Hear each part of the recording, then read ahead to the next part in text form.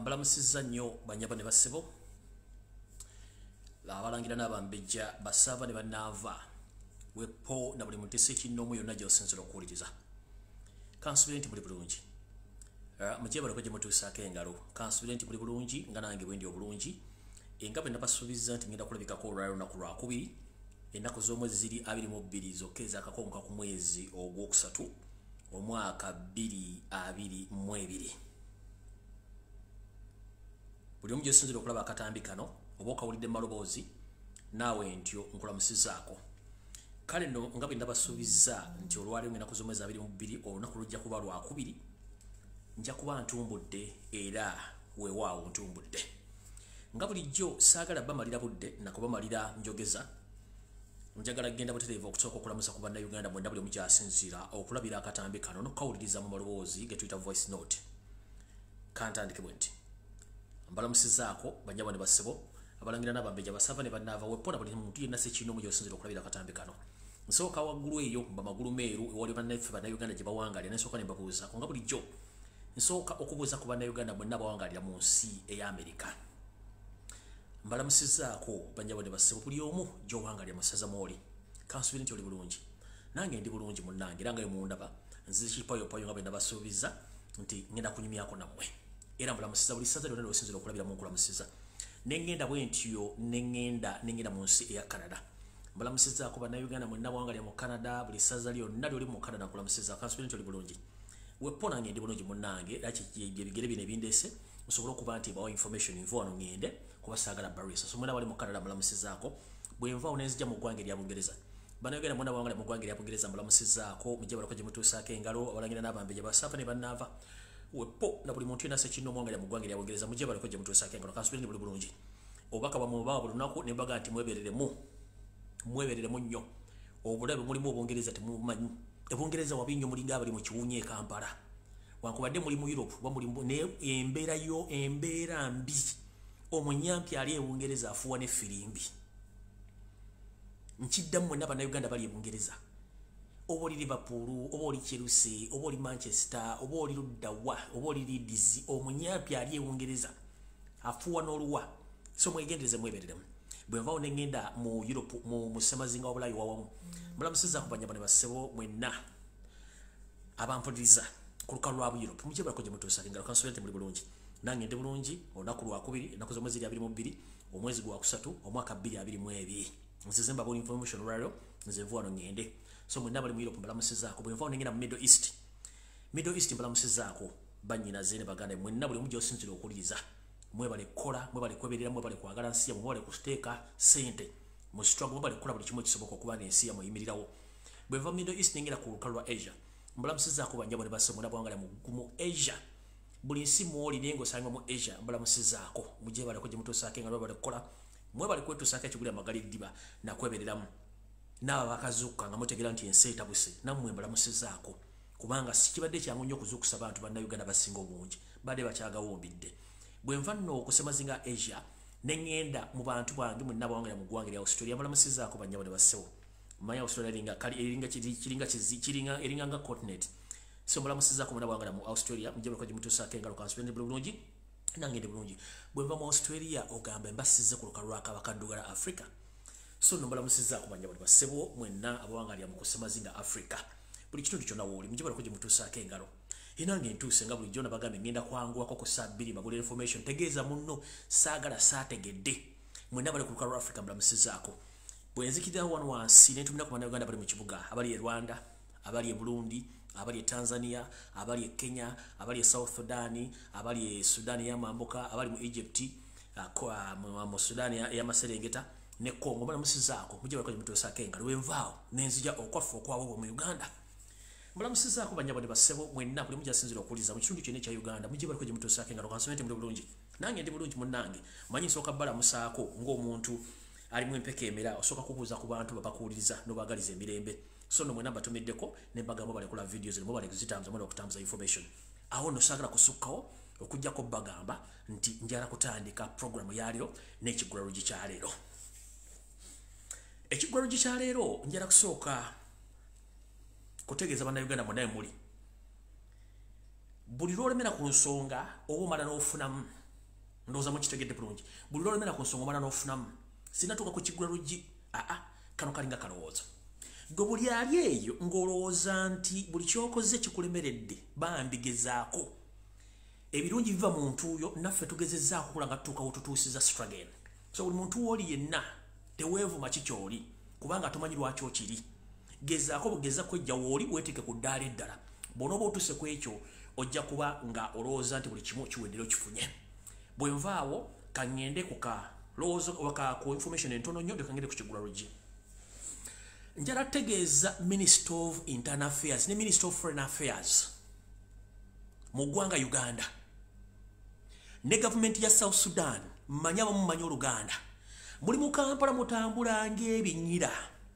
mugula ettaka mu Uganda mukola buli kimu mu Uganda naye baganda baffe bagenda okunoonya ekigulya magala eddiba mubayisanga ekyokukkubo waliwo omukyala si mulonde bukakiko kabana Uganda kwemba setayinayo kifo nedooza akozesa bitundu bye byakyama amanya ngenda gafuna n'ekifaananyi maama weefudde kagumba weegoge mu nsi ya South Sudan naddala mu komenti y'Abannayuganda okolaga ne embassy okulondoola Bannayuganda we bali okubaliisa akakanja obabbako ensimbi n'okubatulugunya recently bwe navaawo n'enjogera ne mbagamba mulekera okutulugunya Bannayuganda embassy neevayo nega nti ewandiika Bannayuganda bonna nkimanyi nti Bannayuganda bonna bali mu nsi bali gavumenti egezaako nnyo okutracinga abantu bonna okubawandiika okumanya bantu ki abali mu nsi eyo birowoozo byabwe biki bali abatagiwagira ze rekodi ze mwagala omuntu bw'asituka n'ava mu nsi n'agenda mu nsi endala aba anoonya bubuddamu nakufuna kigulya magala eddiba mwayisa Bannayuganda bano wiiki bbiri mubawandiise mbawe papula ebyogera basobole okutambulira mu Sudan nga bali mu mateeka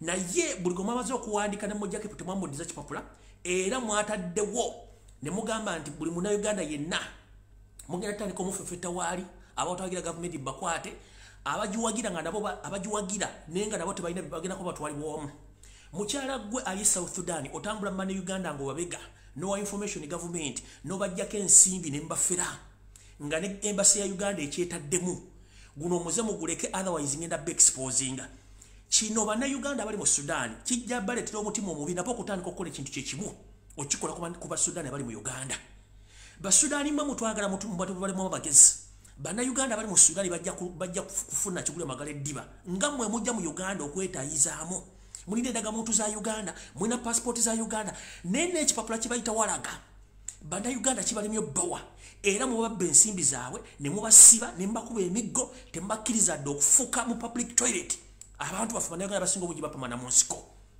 naye nga ate muli mu Kampala mutambula mulinga ebinyira muguzira amapoloti ne just emiya walaga esobolesa okulaga Munnayuganda nti ali mu nsi eyo mu bulungi nga ne ssente bazina okuzisasula muganya kibawa nga mukola gavumenti ya mukolagana ne Yoseto base mutano wakati n'abasajja bakola mu embassy eya Uganda mu Katumu no so mu South Sudan ejjuba okutandika okulisa Bannayuganda akakanja omuzogo mugulekeraawo mukyala gwe ngenda kukunganyako information n'abakola mu embassy mwenna ngenda bassa ku crossfire mulekera okumanyira Bannayuganda ng'ate mukimanyi nti bakola ebitundu nga 25 ku buli 10 ku ssente ne busuuze ebiva mu Uganda nga bigenda mu Sudan tebalina musango gobaza bajja kukola ezo walagaze mwabayise okubawandiisa ne mutazibawa mukola nsobi era tugenda gaba na Uganda abasigadde waka batandika okunoonyeza Baganda abasinga obungi kubanga nfunidde ne information tegeeza ati luli nga tutatira okugenda okulunda Bannayuganda abawere 13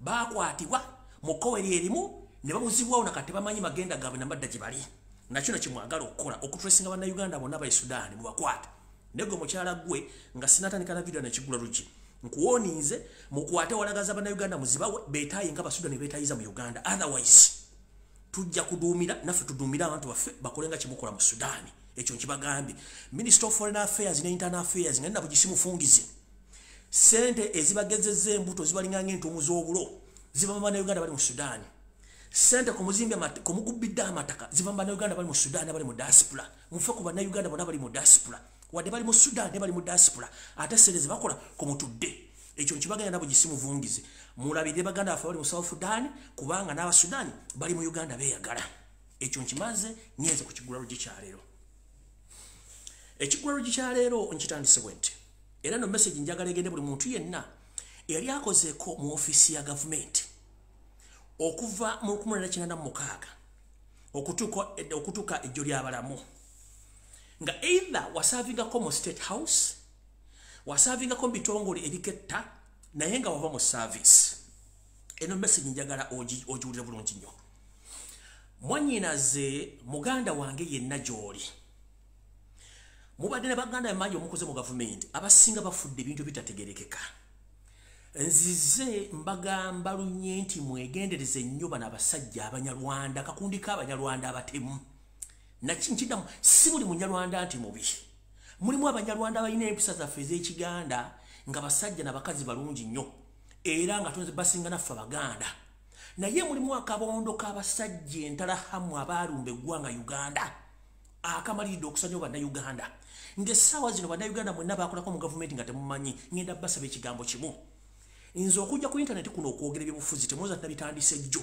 nali nabitandika nesooka n'ebiwummulamu njala okubaza pulezidenti wange Robert Kyagulanyi Ssentamu okuvaayo ne tufanyaganya idea nti tulina okuyimirira ku mazima tulina okwogera ensonga zino nga bwe tulina ozizoogera nga tetuzirumyemu teri kwekwekerera abali mu kulya omusimbi gwa Museveni agenda kumala abatte nga temwogedde mazima kati kino nakibagamba olwaleero okuwa obutwa guno omulimu gwatandika okuva omugenzi Milton Obote lwe yaddira akakundi k'abanyarwanda be yaleeta omukolera omulimu gw'okubega nga ne Museveni mwe yali ne batandika okuleeta obutwa okubusiga mu Uganda n'okujja bannayuganda ng'abawo obutwa nekijja nga kikula okutuusa olwaleero nzize mbagambe kuba naliko nagendako ne Rwanda banga ndoza myaka giringa nga 25 myaka 3 myaka 25 nengera nenkora research nganza omuntu ku bantu engeri gye bafaamu n'ekizula nti obutwa era bakugambira abanyarwanda bikola nti bw'oba oli wano weegendereze nnyo tolya buli wamu tonywa buli wamu kubanga obutwa bungi ekyo nenkimanya ne manti akakundi kajja katyokola ebintu bino kati ntandise ekigwalogi bw'omanyi nga wali okozeeko mu gavumenti y'omumpembe mutano wa Kalezi nga wakolako mu State House wakolako mu ministry yonna naye nga toli omu ku kabondo kw'abanyarwanda abajja okusanyawo Uganda nkiddamu nga toli omu ku kabondo k'abanyarwanda abajja okusanyawo eggwanga genda weekebeze mu ggwanga eriranye Uganda oba genda weekebeze mu nsi yonna gye waddukira bakukebera okukebera omusaayi gwonna bakukebera n'ekibumba kyo okulaba nti tolinaamu butwa otherwise nfunye baganda bange bangi nnyo bannayuganda abava ku mirimu gya Museveni badduka bagenzo kizuula nga bafunye kansa ku myaka emito abasawo bagenzo babuli ekivudde mu results zino nga baaweebwa obutwa obutta empola kati gwali eyo ng'ogatuuli togawumbidde naye nga buli kaseera olwala okogga osiiwuuka embeera yekyukakyuka naye nga wakolako mu gavumenti ya Museveni wakolako mu State House oba mu department yonna nga toli munyarwanda ku kagurupu k'abanyarwanda genda weekebeze ng'obudde bukyali otherwise enamba esinga obungi baba obutwa okubajjawo mpola ekyo kibadde ekigwalogi kya leero nga bwe mbaga nti ekiri atabaala kyekirya n'asigadde waka ekigwalogi nkimaze ngenda kutandika ne information entuufu era mwenna ababadde banyumirwa akanyumiro kana ak'ekigwalogi nkamaliriza kati ntandise ne information. Alright, njala mutagingire abantu bonna abava mu Northern Uganda. Njala mutagingire family y'omugenzi abadde speaker wa Uganda Jacob Oulanyah njagala bere ku filimu eno. Yoseti bahabula otabasala mutano wa Kaleki sincere tamuzezide njala bere ku video eno. Janet Kataha njala bere ku video eno. Muhozi Kanyino pama njala bere ku video eno. Njagala ba MP mwenda mbere ku video eno. Na buli muna Uganda ina bere ku video eno. Ngantandika. Ntandise nja. Nze njogera ensonga zino ngamba nyo Lumbuye ono obwongo bukola bulungi ebigabo bya Uganda nge mutebi bizito nnyo okutegeera bambi sibanenya kubanga mubadde mu kulimbibwa emyaka 50 nga teri TV ya kuwa mawulire matuufu mpaka bwe tuvudde okwogera ensonga zino ate kibadde kizibu nnyo okubakkiriza nti mu Uganda mulimu obutwa mpaka mutandise okwerabirako kati nzize njogera ebintu bino nga baga nti oyo mwana mulalu mwana yayiika Windows yavaako nga mulowooza nsaaga naye ennaku z'obubbi zibeera 40 finally Museveni tumukwatidde mu kituli era ekituli kimukutte ntandise bwenti taata wa Jacob Oulanyah family ya Jacob Oulanyah ne mwenna bannayuganda abava mu kitundu eky'amamuka ga Uganda bukyanga lubanga lwa mmindi njagala muyimirire ng'abasajja n'abakazi mutandike okunabira Museveni maaso era mutegeeze lwaki atta Abannayuganda. Ffe mu Buganda batuttidde abantu n'obutwa bangi nnyo since 1986 until now. People are still poisoned and killed and nothing comes out. Until late Oulanyah informed his father before his death that, father, you know what? I was poisoned. Kati nga bwe nabagambye omusajja ono kiyakoze Museveni okumanya musajja mukalukalu tajja busira kiyakoze kandi baviire ku ntono.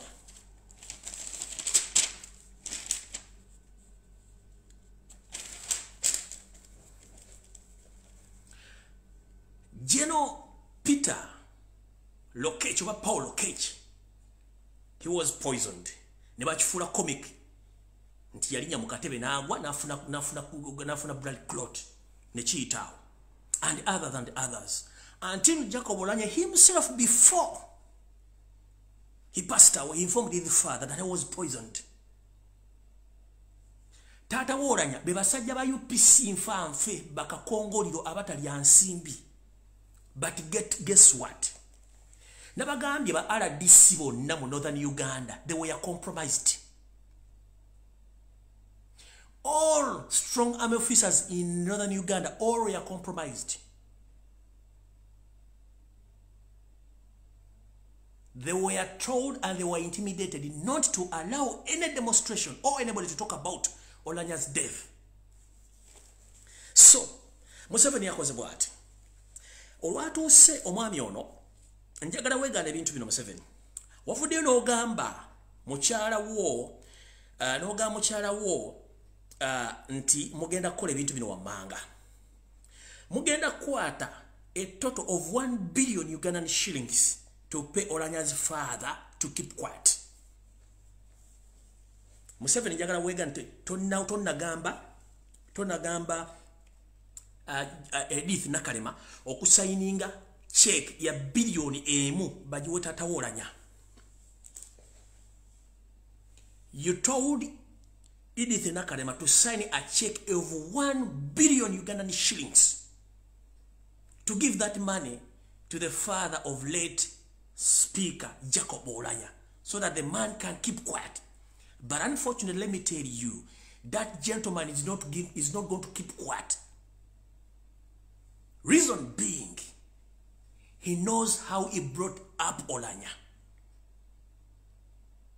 He faced a lot of challenge bringing up Oulanyah. Right now, that gentleman had hopes. All his hopes were in Oulanyah. Right now, Oulanyah is dead. You think 1 billion is enough for his son? You have to tell the world, why are you killing Ugandans? And it is on record across the world. Uganda is the only country whereby all its serving officials have been assassinated, and all results, all the reports have been kept secret.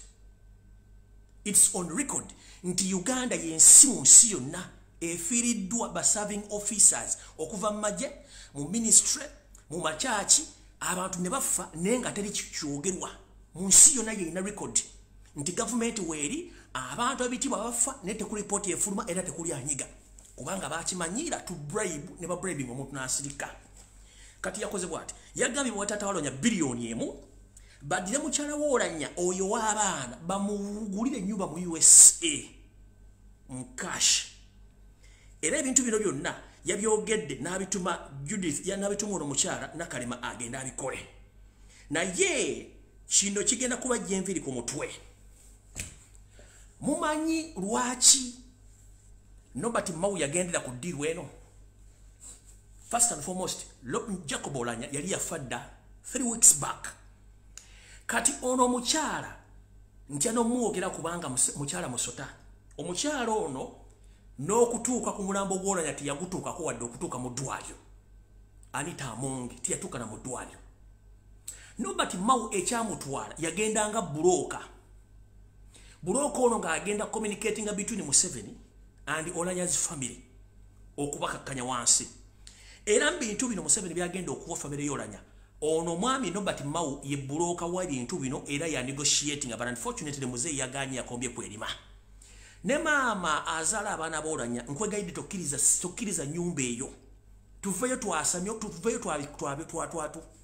twanjira omusajja ono tumulage ensi biki byakoze tumwanike ateere bulungi. Kino kirabikira kitya? Kino kirabika nti omusajja ono akoze buli kimu ekyetaagisa okuswaza eggwanga n'okujoba na Uganda. Family y'Oulanyah mujjukire nti lokeeki bambawambako obuwambi omuziika. Era nakati entaana ye ekyakuumibwa. The same thing which is going to be done to Jacob Oulanyah. Government egenda muwamba yamuwambye already. Yegenda okukola enteekateeka z'okuziika. In fact, I'm being informed nti n'omulambo gwa Jacob Oulanyah nabagamba Museveni alina bambega babika bibiri. Waliwo bambega bali active n'abatali active. As you speak right now, omulambo gwa Jacob Oulanyah gye guli mu America. Waliwo baspaya batuuseeyo edda. Nabo abadde mu America amapesa gabadde dormant gali active. Gegeetoolodde awo wonna ewali omulambo gwa Jacob Oulanyah. Tebakkiriza muntu gendayo wadde omuntu okubuuza ekibuuzo kyonna. Nenga bali mu America. Ekyo nga kimaze. Kati embaga yiino. Munamuvuunira taata Oulanyah. Mumugambe muti. Kino kigenda batisa n'ekituufu. Museveni yamanya nti Jacob Oulanyah mufu. N'akozesa media n'abantu okusibuwaza bannayuganda. Kiyakola kirwa. Ekigambo kye yakoze nga bwe nabanyonyodde nti yaleese abasawo 5 ab'ekinnansi okuwunika. Bulijjo mbaga nti Museveni yatuwunika nga mulowooza nsaaga. Yaleese abasawo 5, Abatanzania 2, Abakongo 2, Omubenini omu, Mama Fina yakola musawo omukaaga. Basuze okuva Oulanyah lwe yafa. Museveni ali mu kusamira muki? Ali mu kusamira mu State House. Era ng'ekifaananyi kya Jacob Oulanyah kyetoolodde. Endege zivuga, engoma zivuga. Ali mu kuwunika mugenzi Jacob Oulanyah n'okuwunika bannayuganda mwenna abava mu Northern Uganda.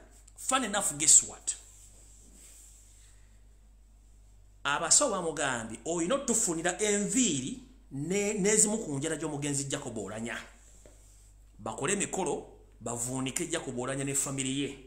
Kiragenda kikola atya? Kiri bwe kiti. Nabagamba mwegendereze nnyo emirambo gy'abantu abakulu bano Museveni basse. Emirambo ginaagiwamba. What he did exactly to let Cyprian Kizito Lwanga is exactly what Museveni is going to do to Jacob Oulanyah. So, the family of late Jacob Oulanyah, please open your eyes and monitor your son's dead body. Otherwise, Museveni is going to hijack Jacob Oulanyah's body and do some rituals as he was instructed by his witch doctors. Guess what? Njagala mugoberera omulambo gwa Jacob Oulanyah bagulinnya nkyo bagulinnya leero. Bwe gutuuka mu Uganda bagenda guwamba for 12 hours nga teri mmocha leje guli family temanyi gyeri nga bali mu kukola malogo okuloga Jacob Oulanyah omufu nkiddamu. Omulambo gwa Dr. Cyprian Kizito Lwanga nga baguwamba almost for 12 hours. Mama Fina Sylvia Mukando ono musajja omukyalo Munyarwanda n'abaana basawo 5 bagaye Museveni twetaaga omulambo ogwo tugufune mu saa 12 tugutwale tugukoleko bye tugukolako nga bwe twakola ku mugenzi Dr. Cyprian Kizito Lwanga kuno ku bagenda ofuli njala ku kufunira enviiri bawunike. So I'm here to inform the family of late Jacob Oulanyah, please.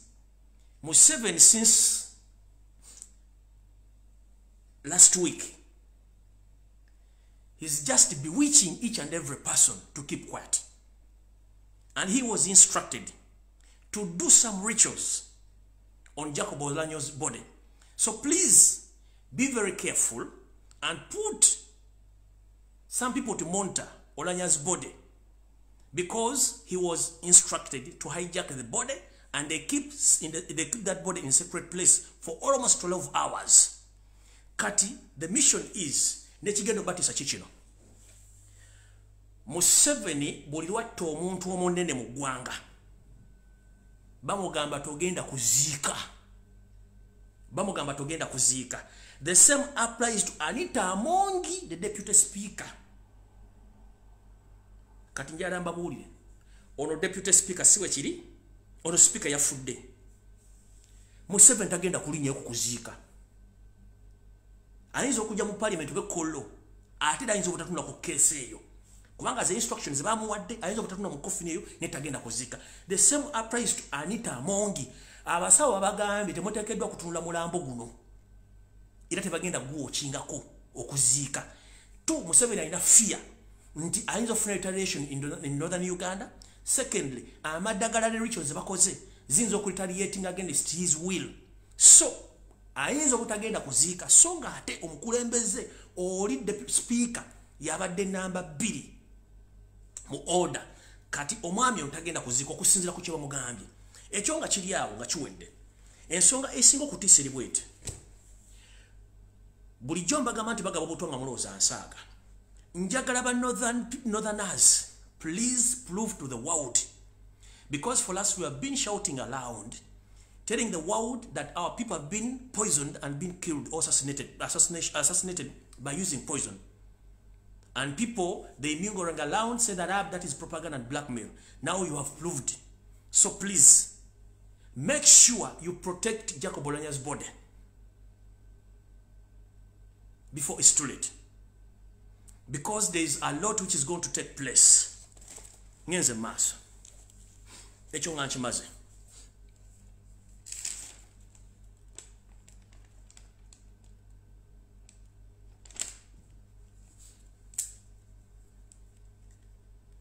A minute please. We need a carton.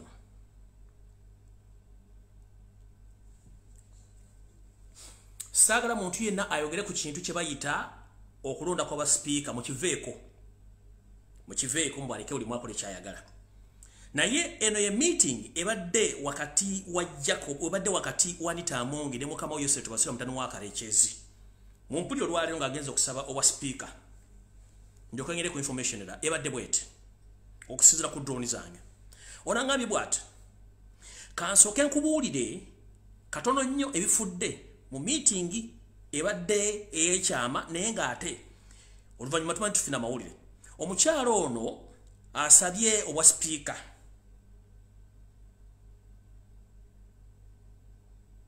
Naye bw'asabye owa speaker, Eyase tibabula otabasira mutano wa Karekezi asizzaawo obukwakulizo. Bukwakulizo ki bwamugambye ku bo, akakulizo akasooka ke kano. Amugambye nsobola okuba speaker singa obukkiriza ebintu bino wammanga bye ngenda okugamba. Bye biriwa nti bwe kiba kisoboka nsaba oyise ekiteeso ekijja obwesige mu bakulembeze ba Nuupu bonna ba MP abali mu setteeserezo lino abaagaana okulya obusente bwaffe n'abaabuli abaganya otukolera. Owulira babajjemu obwesige baddemu balonde ababaka abalala. Akakulizaako okubiri alina okuyisa etteeka ery'ekisanja eky'emyaka 7.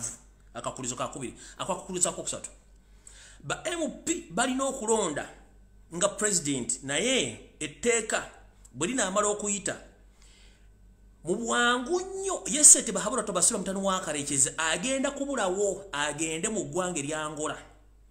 Mu ggwanga eryangola eno gyagenda okubeera era okuwummulira azimbayo amaka galinganga eggulu.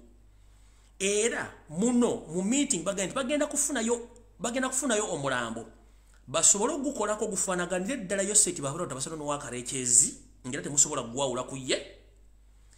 Bagulage eggwanga n'ensi yonna babategeeze nti Eyase tibabula mutabani wa Karekezi yafa.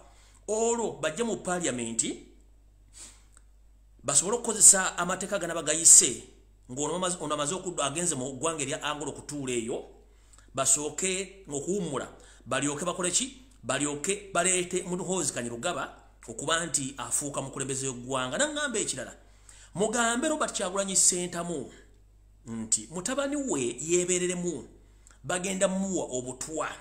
Muhoozi Kanyirugaba munyiivu nnyo nayongerako naŋŋamba naye olwamaze okuva mu meeting eno Amongi obukwakulizo buno bwamulemye era avuddeyo ayomba.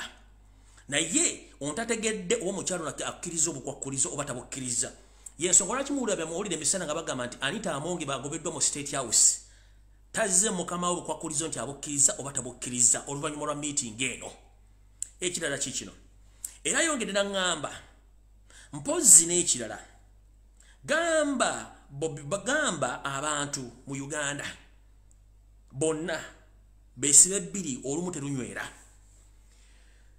mutandike okwetegereza ebigenda mu maaso. N'aŋŋamba bw'ati nti abasajja abangi mu Uganda ab'amannya abasinga obungi baweebwa butwa era nga nabo basibiddwa mu maka gaabwe ag'ekyama nga tebannatemategereka we bali.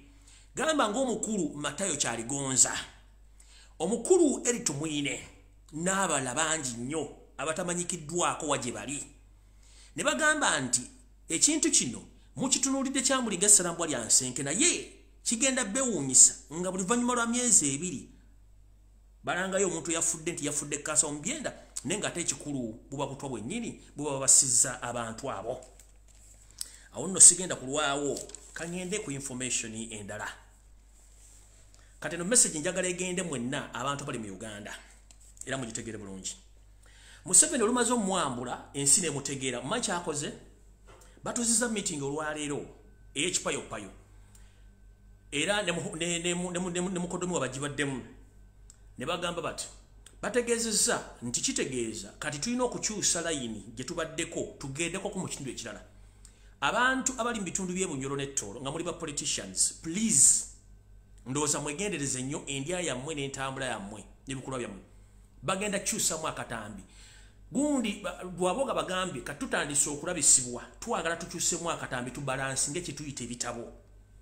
Tebagenda kukwata ku bantu baba Banyankole nedda oba Banyarwanda baba bali mu Ankole region bagenda kulumba Ttoro ne Bunyoro era butandika okukola nga business personalities abanene ba politicians oba bannaddiini nga bava mu Bunyoro ne Ttoro region temwewuunya nga bitandise okubeera very soon okubalansinga ebitabo byabwe bino. Nkiddamu temwewuunya nga batandise okubalansinga ebitabo nga batandise okuttako mu Ttoro Wepo ne mu Bunyoro. Kati eno message njagala egende eri Mama Maje. Madam Evelyn Anite, I think you are watching this video. I don't know whether you are watching or not. But I've received the information today that you are among the people who are going to be assassinated very soon. Madam Maje, wherever you are, please be informed that the so-called first family, they are planning to assassinate you, Madam Evelyn Anite. Whenever you are, please tighten up your security before it's too late. Reason being, you know much. Secondly, you blocked a lot of mafia from doing their businesses during the time when you were the Minister of Investment and Nani. So, there are two parties which are looking for you. One, the first family is looking for you, and you are going to be eliminated. Second, the mafias whom you blocked, the mafias whom you blocked from accessing investors and accessing funds from that ministry, they are even looking for you more than the first family. So, Madam Evelyn Anite, who one time said that you have Maje, please, you are among the people who are going to be assassinated very soon, and take care of yourself as soon as possible. Because for me, I'm informing the world, not informing you. If you are there, listen to this video, please get to know that things are not okay on your side. Ngenze maso.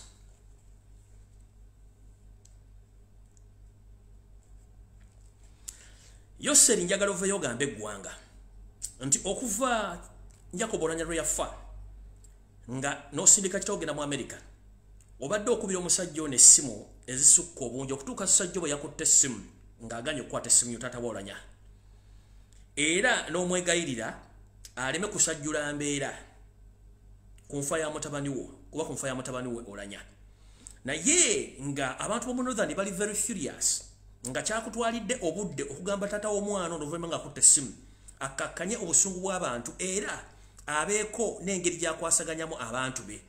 Museveni ono bwe yalabye ng'essimu y'omusajja ono nkawufu ng'omususa kye yakoze yatumye abantu bali wammanga okkakkanya abantu b'omu Northern Uganda naddala abantu bomu acholi muno mwe mulimu Moses Ali mulimu Twadwongo ono baye secretary general wa NRM Twadwongo mulimu Sam Engora mulimu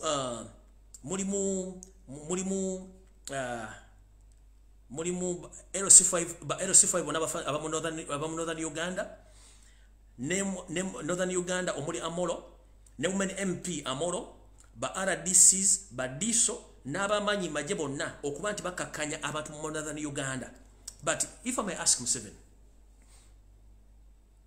why do you have to force yourself on people? Previously I told you that you make mistakes, then after you want to protect your mistakes by using money and forces. We are in the .com era whereby people, they can speak, they can reveal all the information. Nothing can be hidden. Stop assassinating Ugandans and stop killing innocent Ugandans. Your mission and your hidden mission with your family is to eliminate all understanding Ugandans so that you can take over the country and to leave your family with the people who can't even say a single word. In all fields, either politically, economically, religiously, you are trying to eliminate all the public figures, all known people in Uganda. When the time reaches that nobody is going to come out to talk. Chino chidamu. Mission y'abana abasajja kwe kujjawo buli mpagi yonna ennene mu ggwanga esobola okwogera n'okureasoninga. Why? Njagala abawe ekifaananyi ekirungi nnyo kibasiigire. Njagala abawe portrait ekifaananyi kino kibasiigire. Ba member parliament between essaawa zino bonna essaawa zino they are very happy basanyufu n'ekigenda maaso mu Uganda.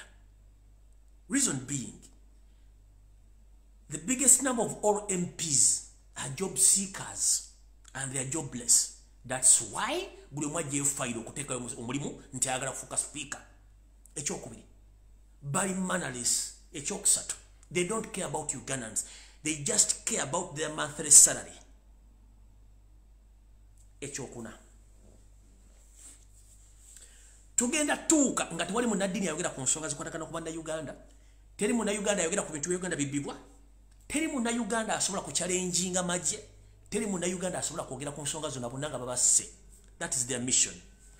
Ekyo nga nkimaze ngende ku nsonga endala.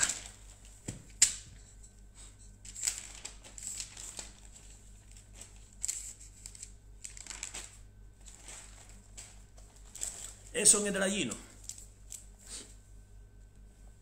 Maze ebbanga nga ndi mu struggle eno naye nga n'ebintu bingi nnyo ebinsoomooza. Mu bintu ebinsoomooza nali ndowooza nti abantu abamu bategeera nnyo era nga mmanyi bategeera naye waliwo abantu abatategeererako ddala. Kati ndowooza njagala wait a minute, njagala mbasiigire ekifaananyi ky'omuntu ono mukitegeere bulungi nnyo.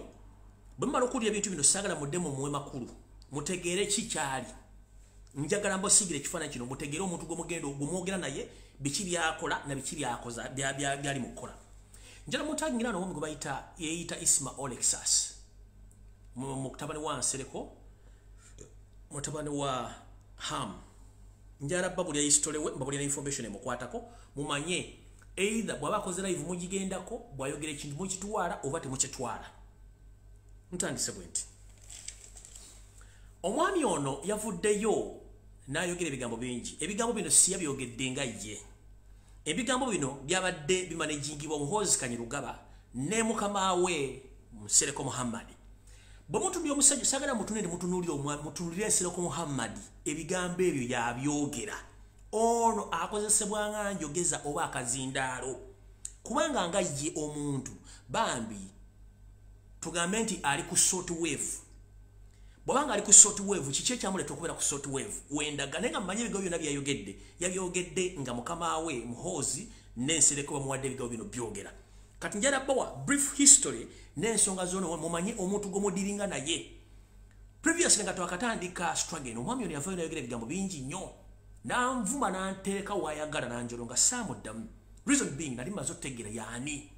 bwe mala otegera yani Samu Abudde naye nafuna information engisirikira nga kanjireke wano nga ndowooza ayinza ofuna monda kulo okutegeera njagala mumanyi omwami oyo yani sigenda muvuma sigenda mugamba njagala bwe brief history mbasigira ekifaananyi mulyoke mmanye mulaba live mule byayogera mubiwode temunda kubiwabudde kubanga njagala mbo ekifaananyi kye alyoka ategeere nze yanvuma simanyi biki naavuma n'omwana ngo mufu gwe sagenda kuziika or struggle eno naye mu struggle bibeeramu that is politics kubanga tummanyi nze mu politics tebunvuma ekigambo kyoyagala I don't care kubanga that is politics gwe nasoma gwe practice nze ne gwenda ku international level ekigambo kye bayita okuvoola n'okuvuma omuntu mu politics during politics time it's not a crime era tekirina buzibu naye ekigambo kye tuyita okuyingizaamu omwana omuto mu mayina atanneetooka kigambo kikya wavumwa anvuma n'ovumira muno omwana wange gwe saagenda kuziikako but that's not the case. The case is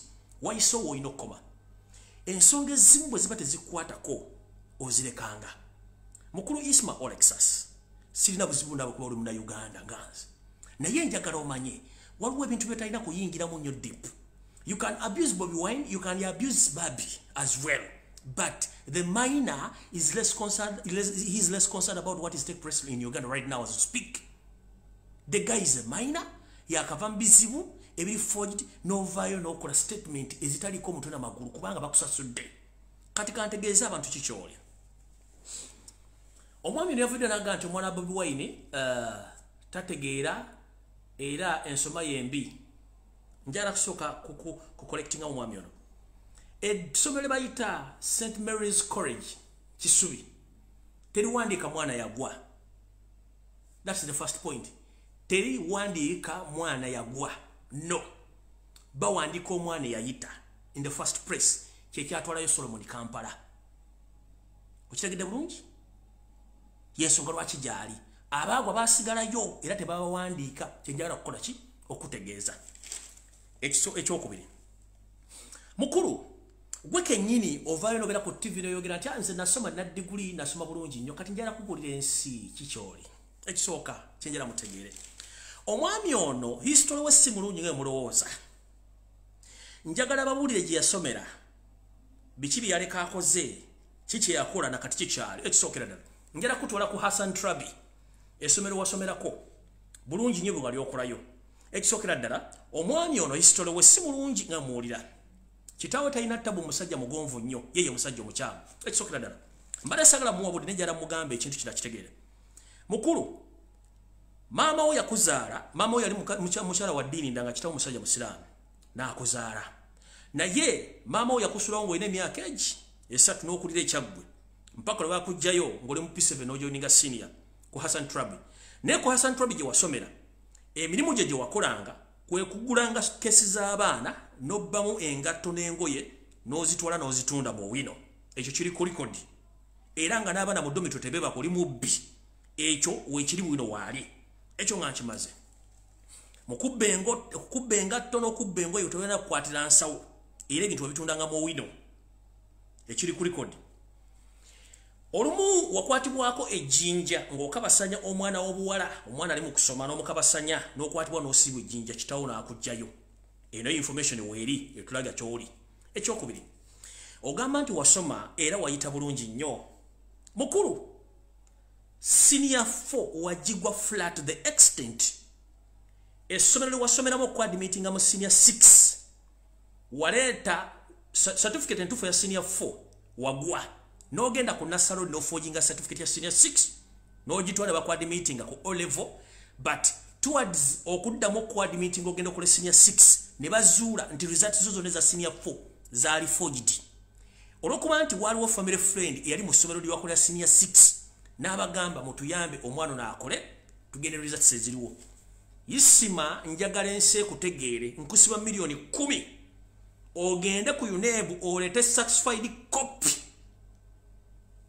ngeya UNEB ngeri manyago milioni 10 certified copy ya senior 4 nga waita senior 4 wavumya Solomon Kampala ate musiru na yegwe senior 4 certificate jolina wagwa flat nkusiba milioni 10 ogenda ku UNEB ojja certified copy nga ne receipt ogirina ogirete wako flat nogenda ku NASA no forginga transcript no ogitwale bakwadi meeting era bakizula nti zali forged ku senior 6 family friend oba family member eyali ku somero eryo n'abagamba bana kitugina kyakola musajja tumuleka akola kitu mutuuze wano mukulu ne bakuyamba notula senior 6 era n'okola bubi n'ogenda n'osabe Makerere tebakwadi meeting ogamba nti oyina degree yisima nakatera nkongera milioni 10 jayo degree ogikube ku meza gye wasome Makerere nge Makerere omulimu gwakolangayo wayita buli kisulo kyonna ng'oyanula jini oyanula canvas buli kisulo kyonna wali mubbi kondo nakati okyali mubbi nkiddamu wali mubbi nakati okyali mubbi njagala oleta degree gyoga nti wagisoma milioni 10 weze milioni 20 otulaga faculty mwe wasomera omwaka gwe bakwadi meeting amu olete ne degree ogituteeke ku meza awo lekera okumanyira abantu mbu wasoma ovumu omwana basomenti yayita some biki ekisubi tebawandiikayo muntu atayita gwe njagala oleta senior force certificate ogikube ku meza ngeri manyako satisfied na receipt ya UNEB kubanga bwogenda kusaba results ku UNEB kikwetagisa emitwalo 10 ezo sente saagala otebi wa forging nga ogenda kukola senior 6 ekyo nkimaze degree gireto jikube kumeza ganti wasoma tolina degree e Makerere tebakwadi meeting agako babuli kosi ji wasoma ne degree ogirete nga siya NASA ekyo nkimaliriza wabanga ebintu ku university no bitwala mu katale ko wino era no bitundayo tolina degree nayo gireto jikube kumeza oli okomanyire Solomon omwana omuto ali ekisubi giwatasobola genda senior for results sinzi kubulidde ze watwala eziri fake njagala ensi emanye na bino isima obadde ngo jovuma abaganda nga nkusiriikiridde naye nga nkutunuulira ensi ekimanyi nti isima oli mu Tanzania 1 ku kijja kyewammwe gye bazaala kitaawo jjajjaawo eyava Tanzania kyekijja ekisooka ku kijja kyewammwe n'azaala kitaawo eyakuzaala yensonga lwaki gwe bobo ovumiramu abaganda ng'ate weeyita nti wakulira kyaggwe era kituufu gye wakulira njagala oveeyo obuulire abantu badda Uganda weddira ki otulage bajjajja babasukka kwoyo mu Tanzania gwe baaziikaawo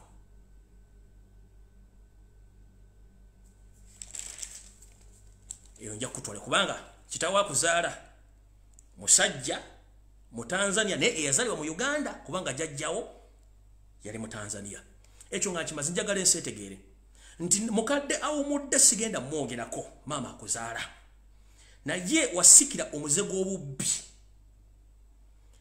kojjaawo omu gwe sigenda kwogera mannya kubanga nkugenze ndispecting abafu yali musajja mubbi fugge eyabbanga okutuusa lwe yafa era guno omuzego watwala okuva ku saidi ya nnyoko ogw'obubbi bwa buli kimu okibba ekisinga mu ebyo ate bwe buvuyo bw'olina mu nsi isima olina mukwano gwo gwe bayita Medi mwabeeranga naye Kagoma Medi n'asobola okugenda e Bulaaya e Sweden n'abeera ebbanga lyabeerayo Medi bwe yarabanga obonaabona nga Medi alina omukyala e Sweden Medi n'asalawo akozese obuvunaanyizibwa bwe ng'okuyamba mukwano gwe Medi ono n'ategeeza mukyala we Sweden nti namukwano gwe gwenjagala okuleetawo naye nze njagala neefuule nti siribbaawo tukole empapula zonna tuleete Isima ono nga bbaawo omukyala teyali mukyamu nakkiriza okukozesa empapula z'omukyala oyo okuteekamu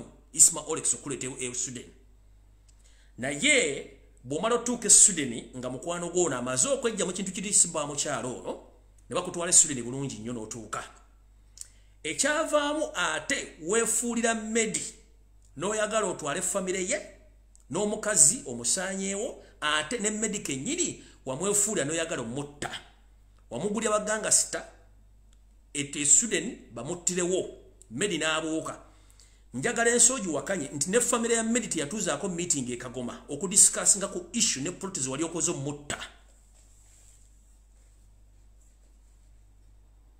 njagala wakanye information eno Medi waali asobola okukulumiza wakola plot emutta osigaza omukazi osigaze na buli kimu ekya medi ekyali Sweden. Naye nga ya sacrificinga status ye naye jjamu nakulekera naleka mukazi wako twale ng'abantu bayiyo obulamu wavaamu noyagala otwale family y'omusajja ate omusajja kenyino planning omutta ekyo kiri ku record omukazi n'akyankala nategeeza Medi ne Medi n'omusindikira batemba mutte era Medi n'atuuza meeting n'ategeeza family ye Isima gwe nayamba ayagala kunzita. One ogamba nti wasoma nkubuulira history woto osoma ebintu wasoma bina bya kiyaye tolina degree ne senior fu wajibwa frat toddamu kubuulira abantu mbu simanyi nasoma manyi oluzungu lulimi. English is just a language. Buli muntu asobola okuyiga olulimi nga gwe oyogera Oluganda. Toddamu kubuulira abantu tu wasoma oluzungu simanyi wasoma kubanga senior fu certificate nfojinge tolina degree. Ekyo nkiddamu.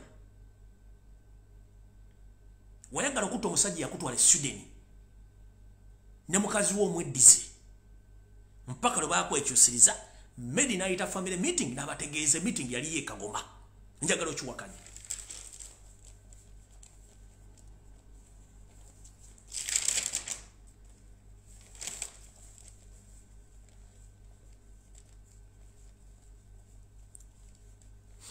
Isma Olex gwe first born mu family ya Muhammad Kasajja musajja omuganda kati naye nga jjajja omusajja mu Tanzania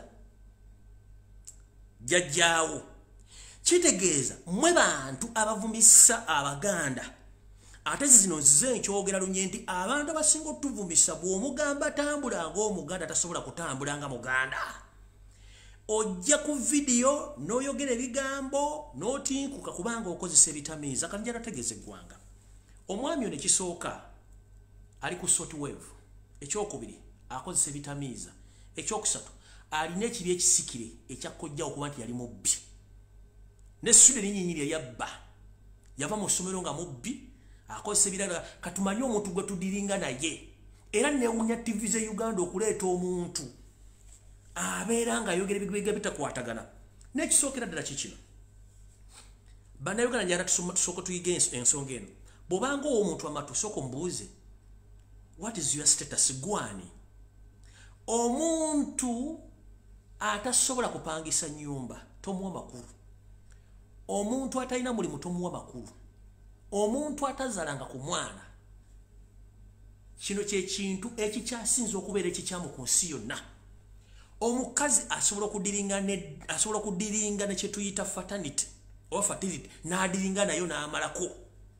Naye omusajja atazadde mwana asinga nyukirya bomu emirundi 7 bukyamu. Nkiddamu omusajja atazadde mwana nga ye teyazaala asinga nyukirya bomu obukambwe mirundi 3. So njagala mbategeeze omwami ono tazadde talina mwana talina mukazi talina nyumba talina basima toy n'engoye zayambala bamugulira angulire n'ennyumba gy'asulamu bamupangirisiza mpangirisize. Yagenda Sweden n'amala emyaka gye yamalayo yavaayo nakaveera nga ke yagenda nako. Tumanye omuntu gwe tudiringa naye kubanga atalina future. Omuntu atalina future, omuntu atalina ndowooza temumuwa makulu. Wano talina kyafiirwa. 2 loss wasted sperms talina kyagenda kuleka nti ndese akasefuliya ndese ekikopo mabega ndese akajiiko nina okukola eddaame nina ssente ku akawunti nina emmotoka oba nina enju. Omuntu gwe tudiringa naye talina kyalina mu nsi. Kubanga nekisookera ddala truma gy'alina maama we yamuleka nga wa myaka 3. Teyalina parental guidance gwe muntu gwe tugera naye.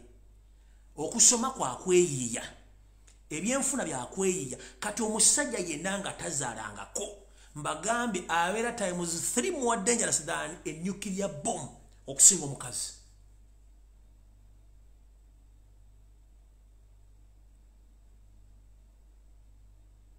Nkiddamu an important man is more dangerous than an atomic bomb. Nchidamu, an important man is more dangerous than an atomic bomb.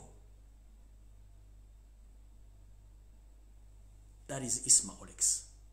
He has nothing to lose. One, he doesn't have even a plot. He doesn't have a house. He doesn't have a kid. So, let us know the person we are dealing with. Omwana Kyagulanyi Gwavuma Maina. Two, njagaddemu collectinga. Byayogedde. Kisubi teswala kuwandiika muntu nga teyayita. Kyekisookera ddala. Ekyokubiri. Kyenjagala enseetegeere. Abantu bano bakozesebwa mu nkola ey'okuvvoola n'okuvuma. Omusajja yali agenda okuleeta etteeka lya internet. Ebigambo Isima byayogedde byavudde mu musajja oyo ono Isima muzindaalo. Kati omuntu bw'abanga akozesa enjaga gye basika muvangako. Ekyokubiri, omuntu nga tamanyi buvubu na buddo omuvangako. Omuntu atazaala omuvangako. Omuntu atalowooza nti bammanja pampa, bammanja amata, bammanja renti, bammanja ki, omuvangako. Abantu abadde mu Arab countries abalina ababadde batambuddeko bamanyi security sectors bezitambula. Abasirikale abo abalina orders to shoot and kill mu luzungu babayita son of a bitch. Tebamanyi gye bava, tebalina bamaama, tebalina bataata. Akukuba essasi nga teyeebuuziza nako. Kati the same characters ez'omuvubuka ono. Olwo kitaye waali maama Katonda yamuyita era maama wumula mirembe. Ogwo wagukola. Naye omwana kye mwatulekera kizibu nnyo. Naye embeera z'ono omwami be bavubuka abali mu poliisi eziri mu nsi z'Abwarabu bayita ba son of a bitch. Wana waffe tubayita bakibba wana waffe erinnya ng'olwokuba nti ndi wano basobola okulera baga ekigambo ate lwaki yakyogedde. Ne wana bayita oluspo kijuuku nti kyana kya malaaya. Tekina guidance. Kati omuntu atalina guidance tabamalira budde. Wano bana babeta boluspo kijuuku. Era balina ebitongole bakolamu nga byo akube essasi nga talina gwe yeebuuzizaako kuba talina mwana, talina mukazi, talina laavu, talina mwana, talina kyafuna, talina kyaleka. Omuntu atalina wadde mentality egamba nti nina okutula wansi mpandiika eddaame abaana bennina ebintu byonna ngenda birekeraani. Don't deal with him. Abantu bakera kumakya ne bagenda bakola.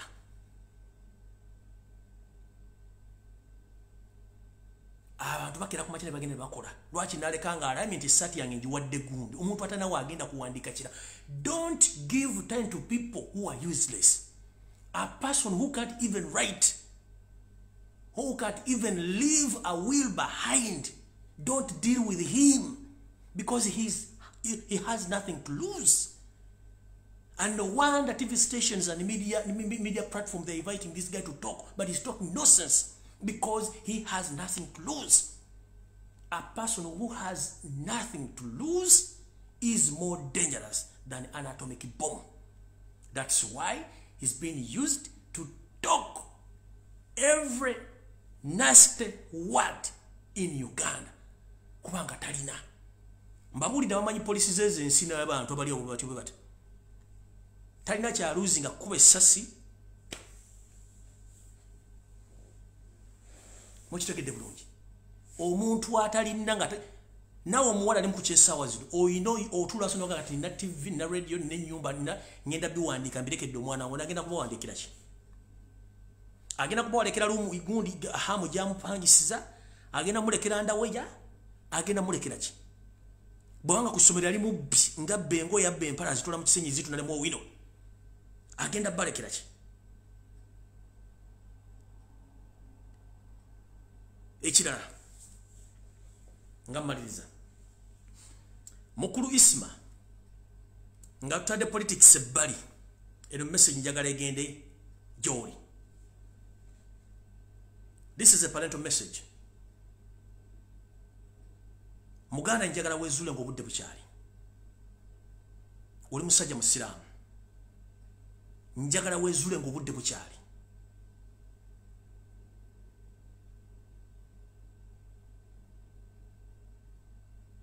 Ekiseera kigenda tuuka nga nabakugamba okwogera ebigambo ebyo tebasobola kukubeererawo olina kunoonya muntu munnayuganda ayina okukubeererawo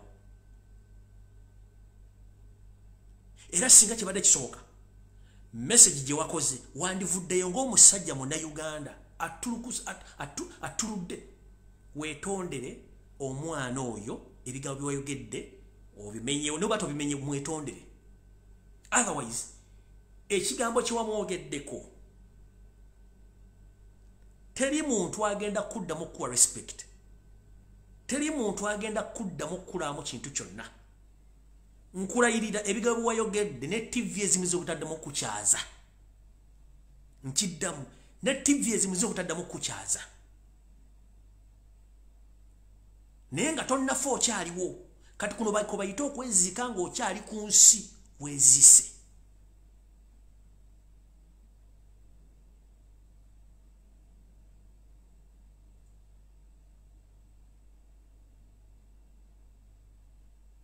weziso cyane okwetonda kyangu nnyo wetondere omwana ne botetondera kyagulanyi babbi wetondere omwana kubanga ono omwana enkya yagenda okubeerawo n'abaana babaganda bo gwe ng'ovuddewo n'ekigambo kikyali buulira eggwanga nsereka kozesa wasted spam tu muhooza kozesa muhooze essaawa zino wetwogerera atambula n'emmamba atambula n'ebikompola why eyita fulu geno reason being naye ali mu lugendo ogenda kubeera wano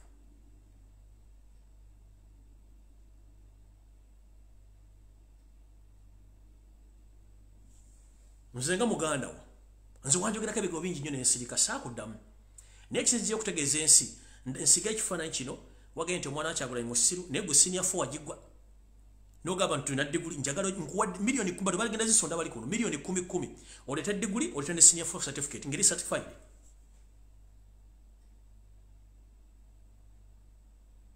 nve ku internet diguli girete mufakate muwasomera n'abaana bwabbangako engoye nabo bagenda kuvaayo mwagala nnyo okunzija ku internet kati nkuwadde chance leta diguli ojoga nti ogirina ngeri certified Makerere University ne fakate giwasomeramu senior 4 certificate ngeri certified mu UNEB nga tewagwa nve ku internet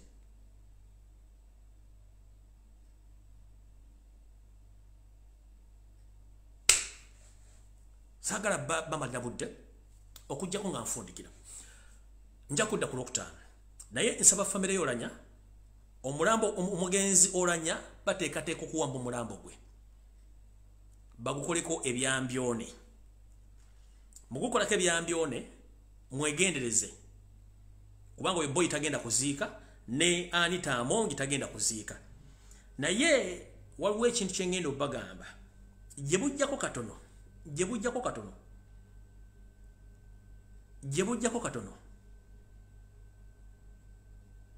mwenyweze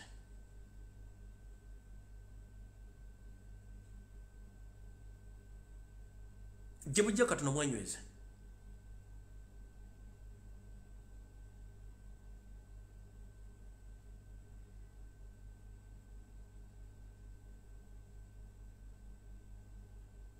so mwenyweze ne mukwenyweza kwammwe mutegedde nti obutwa gye buli mutegedde nti abantu babatta mutegedde buli kimu kigenda mu maaso mu Uganda njagala n'abantu mwenna bali abagawumbidde abalowooza nti ebintu bino byakusaaga mutandika okulowooza okusuka kulowooza kwammwe naye nga muganda wange kyonna kikiri musabire nnyo Uganda ate mwebereremu nnyo naye nga Robert Kyagulanyi Ssentamu mukama wange president woli if possible omwana bw'atanajjuza bibuuzo bya UNEB wandibadde omujja ku ssomero eryo nsaba busabi bw'aba omwana tanajjuza bibuuzo bya senior 4 wandibadde omujja ku ssomero eryo kubanga kyentegezeddwako nti ono omwami tajja kukkiriza defeat kyekisooka tajja kukkiriza defeat bayinza okukola kiri mu information gye bampadde omwana oyo singa osobola omuligisitanga mu ssomero eddala mwandibadde omujjayo yo pressure neggwawo ekirala in principle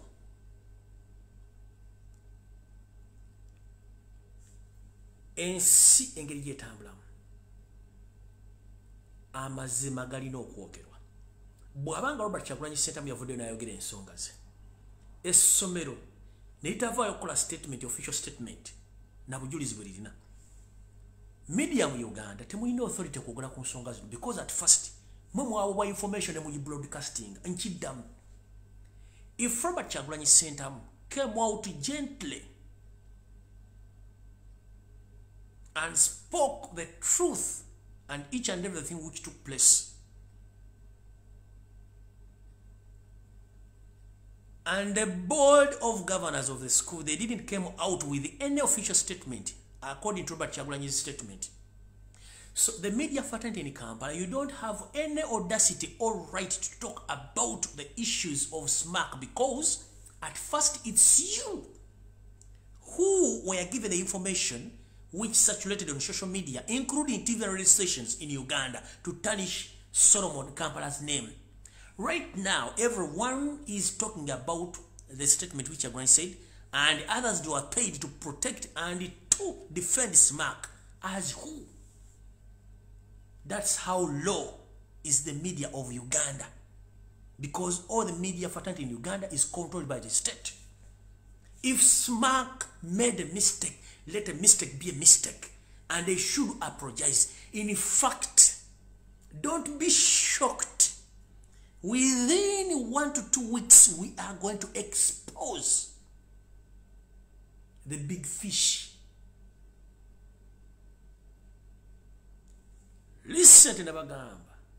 There is no need for any human being to go and attend the prayers in church when you fear to speak the truth. There is no need of any human being to attend church services or church prayers when you fear to speak the truth. Techikwetagisa genda mu kerezi wa muzikiti wa mu church kusaba Allah, kusaba Katonda na yengo okyokwogera amazima. Nga nfundikira message eno njagala njibuwereze mukulu gwe bayita Bujingo. Mbadde nkwelabidde. Mukulu Bujingo Aloysius, pastor wa church eri wali mu Wansawo Makerere. Nkulamusizaako kansubireti oli bulungi. Muganda wange tugamba nti ekiwemula abagagga kwe kusesementula. Nze Bujingo nga wakatandika okubulira enjiri, nze omuntu siri mulokole. Ne natwalanga obudde nga mpuliriza enjiri yo ngeri konko ngeri kumulamwa until wayingira mu state. Nze nakukola bintu. Wavudde n'okola statement kubanga nabagamba wasete mwogere statement. N'olumba Robert Kyagulanyi Ssentamu indirectly. N'ogamba nti lwaki Kyagulanyi tayambe ba ghetto ate nga ali mu ghetto n'agivamu tabayambye. Simanyi yasula erimu yazimba ennyumba flat asula ku acres bweziti mwena waleka mu ghetto. Mukulu Aloysius Bujingo, with the respect, njala kugamba ekigambo kimu. Ebigambo ebimu bw'obanga obyogera jjukira nti kati bannayuganda tubatendesa okwogera n'okulowooza. Wakoze statement ninjala kubuuza Mukulu Bujingo, Kyagulanyi gw'oyogerako omumanyi oba kubanga ekisooka you are non-Uganda, naawe tuli munna-Uganda, oli mugwira, and you don't have any audacity of talking about Ugandan issues. You are a foreigner. The government ekyuse gw'osooka ku bbaasi okuddawa mu Rwanda. Ntina you are non-Uganda and you are less concerned of talking about Ugandan issues. You are a foreigner, you are Rwandi in first place. Ensonga eyokubiri, bw'oyogedde ku nsonga za Kyagulanyi, ennyumba ze zisinga obungi eziri commercial ziri mu ghetto e Kamooja. Waina studio eresa abayimbi. Jukira music Bagala. And this message goes to all artists in Uganda. Nga mujjeko bana ba medical doctors abayimbi muli basawo. Reason being, bobango ina stress bakulagira okuwulira ku slow music. Oba okuwulira ku music ina kukyamula obwongo. Kitegeeza muli basawo. Kyagulanyi yatendeka abasawo abayimbi we bali. Kyagulanyi alina Semakookiro e Kamooja. Business ze zonna ezisinga omuwasire ziri Kamooja. N'abantu bakozesa abayitirivu. Ekyo nga kimaze. Tugamba webaziregera siwe zivugira. Luno Luganda kuba webaziregera siwe zivugira. Kitegeeza ki? Nti engoma bwebaziregera mu muki, bwebaziregera mu bajjiro. Ebajjiro siwe zivugira. Omuntu baziteeka ku mudane bazituna ne zigenda zivugira ebbali. Nkutegeeza ki? Kyagulanyi yakulira mu ghetto naye ng'alina essuubi erisumuka okuva mu mulabira era ekirooto kye yakituukiriza. N'afuna ensimbi n'akola bizinensi n'azimba amakaage Magere. Bw'amala ogazimba n'aleka bizinensi zirabika nga kitambulira mu ghetto. Kati mukulu jala kobooza. Gwe kennyini olina mansions 2. Emu ya mukyala wo Teddy Bujingo gy'asulamu. It's a multi-billion house. Olina mansion ey'okubiri eyo no mukyala wo Susan Makula. Ekirala church gy'osabiramu ettaka liri ku acres 8 ttaka lya Muhoozi Kanyiro nga batulimanyi. Every day osoloza millions zitaka wansi wa 8. Kiki ekikugaana okuzimbira church endigazo eziri mutula mu Bisooto ku myaka egigenda mu 10 ng'obatuuza mu Bisooto? Kyagulanyi byakoze nawe byokoze ani alemeza abantu mu bwavu? Emyaka gigenda mu 15 osoloza million 6 buli lunaku. Kyaki ekulimya okuzimba? Kati abantu botuuza mu Bisooto abasoloze bosolazamu ensimbi nga tobazimbira nga kyaki bave mu Bisooto. Ekyokubiri, gwe abantu bo bameka bosuza mu mansion ziri 2 eya Teddy Bujingo neya Makula. Bani bosuza mu mansion zo? Oina almost a mile. Oina mile yettaka. Kwolina ente, kwolina olusuku, kwolina emmwanyi. Endigazo mmeka ezikola ku faamu ye mukulu? Era mmeka benefiting mu ttaka lyo? Bani bosuza mu mansion zo? Endigazo omanyi gye zisula? Endigazo omanyi gye zisula?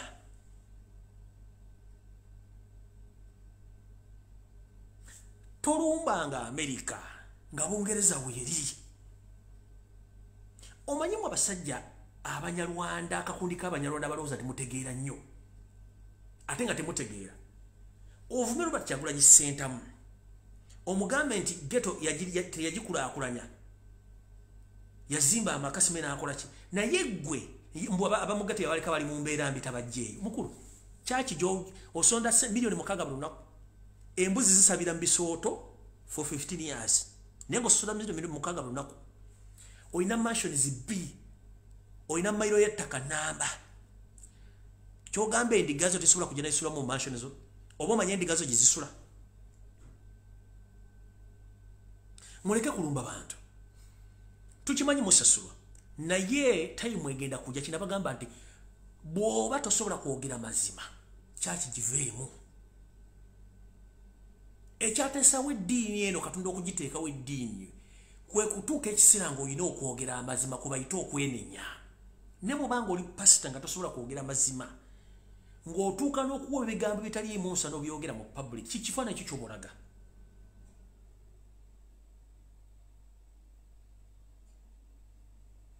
Kifaananyi ki ky'obulaga? Kati Kyagulanyi asitudde eggwanga obukadde 45 gw'olina embuzi ziri mu 3 zibeera mu Bisooto, toziwo wadde akagaati wadde ecupa y'amazzi wadde ki? Mukulu, gwe olowooza gw'osinga okutegeera mu Uganda? TV ya Muhoozi, radio ya Muhoozi, buli kimu kyolina kya Muhoozi, gw'oza tetubimanyi. Ekikuvumisa Kyagulanyi oprotectinga mukama wo Muhoozi Kanyirugaba. Naye muganda wange ekikutta obudde kigenda buta. Gw'omu ku bajja okusooka okudduka okuva mu Uganda. Kubanga tolina ky'ofiirwa. 1. Solid TV doesn't belong to you. Solid radio doesn't belong to you. You have nothing to lose. You have your solid money on accounts, on offshore accounts.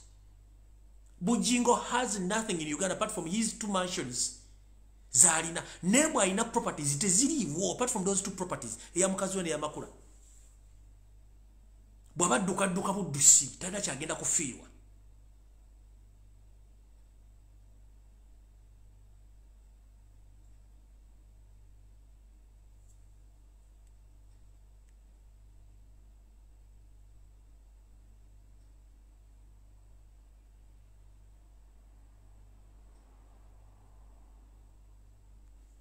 Okitegeera? So no awo nga nvuddewo obudde bwebwe njala otegeza bannayuganda ensonga zonna ezigenda mu maaso mu ggwanga ez'okulonda sipiika temuziwa budde muzireke zigende nga bwe ziri muzireke temuddamu kubawa budde mubaleke buli mwakola ekyayagala mumanye ekigambo eki ekikutta obudde kigenda buta naye mumanye nti buli muntu gula amaaso go era weetegereze ekiri atabala kyekiri n'asigadde waka n'asigadde waka tusuubira abantu bo mu Northern Uganda okuvayo n'official statement kubanga Jacob Oulanyah ng'omuntu bw'abanga amaze okufa tetusobola kumwogerako bibi bingi nnyo byakoze ne at this time we can't. I have a lot of information here, but to the respect of the dead person, I can't talk anything beyond my message right now because we give respect to dead people. Rest in peace, Honorable Jacob Oulanyah. May God receive you with two hands.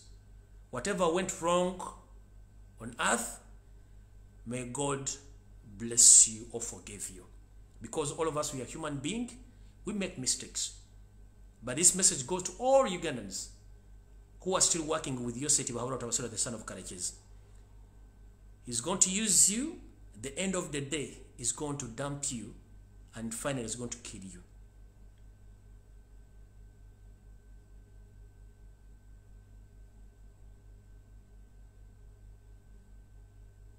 Be aware of that. He's going to use you. After, he's going to dump you and eliminate you. So please, be aware of that. But all in all, we remain as Ugandans, and we should work together.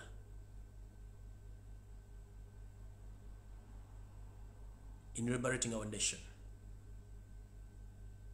And it's not too late.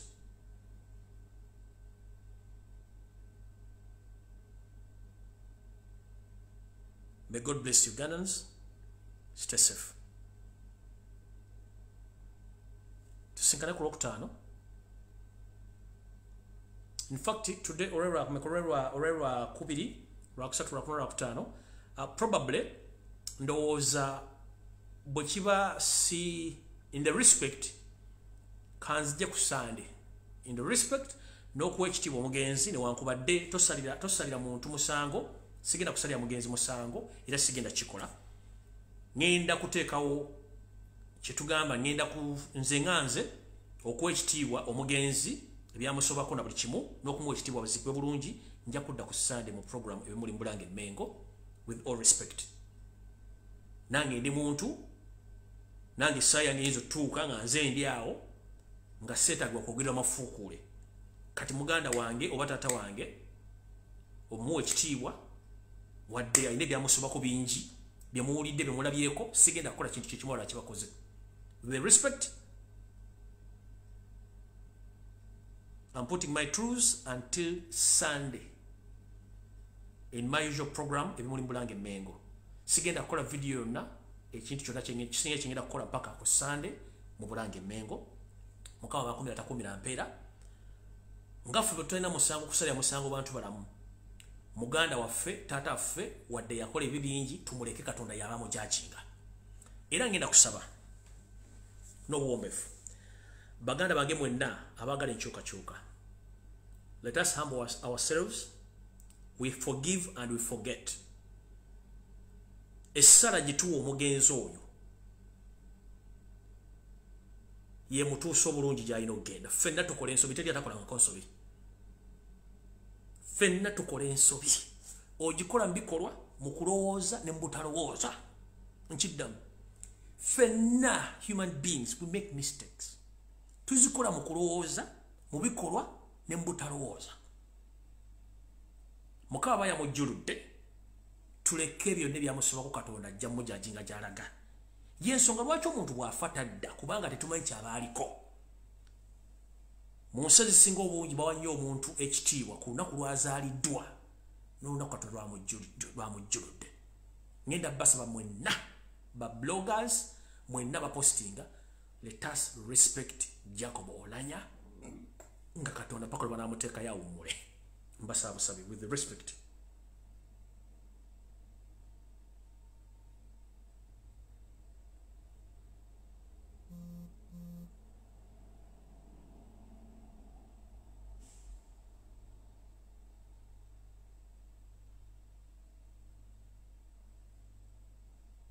Mbasaba busabi. Fenna tuliba waliwake ntewali mulongofu ku nsi ate era teriba. Kati tukkirize tetulamula balongo bantu batali balongofu bannaffe tumuwemu ekitiibwa mpaka nga muganda waffe amaze okuzikibwa n'okuleka baganda waffe basobole okuzika muganda waabwe mpaka ku Sande nga amaze okunze sigenda kudda mpaka Sande in the respect of Jacob Oulanyah.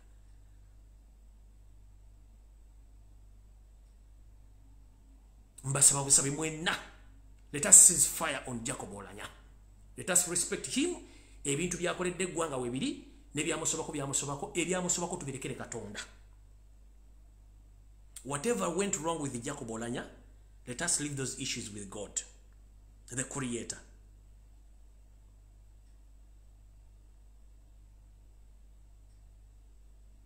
We know the nation is bleeding, but with respect, nobody knows where we're going after this world. So we should respect him. Let him go and face his Creator. But we as a human being, we should respect him and pray for him. Bamuzike tujja kuda tukole byaffe. Yakola byakoze bibyasobodde okukola. Naawe nkya kijja kutuukako nange kijja kuntuukako. Respect baba abantu ku nseri. Olunaku lw'ozaalibwa n'olunaku lw'owummula. Tumuleke ekyo kisayi busabi. Abamu kigenda bayisa binenze nkisabye nganze. Era ku Sandra ngendo komawo mu Bulange Mengo ng'omukulu bamaze omuwunzikayo. Byonna byamusobako Mukama amusonyiwe. Tulebe mujajinga. Twogedde bingi naye time etuuka ntubanga tugenda mu reality. This is reality. We should leave the man to sleep until Sunday. May God bless you. Mweraba.